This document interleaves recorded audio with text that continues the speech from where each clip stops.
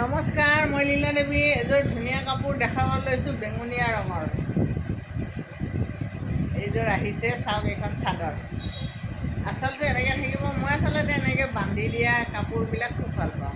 যদি এইখন মেখেলা হা, আঁঠুৰ ওপৰলৈ ইমানখিনি ফুল থাকিব। মেখেলাখনত এইখন 4500 দাম, আৰু যদি চিলাই দিব লাগে তেতিয়াহ'লে 300 টকা এক্সট্ৰা। এইখন হৈ গ'ল আপোনাৰ মেখেলা, এইখন চাদৰ।